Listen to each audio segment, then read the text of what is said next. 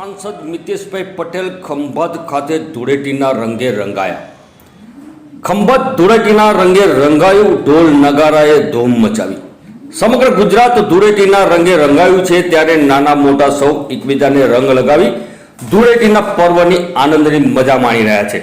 ત્યારે ખંભાતના સ્તંભ તીર્થ કોમ્પ્લેક્સ તેમજ ગવારા ટાવર ભાજપાના કાર્યકરોએ ધૂળેટીના પર્વની ધામધૂમથી ઉજવણી કરવામાં આવી.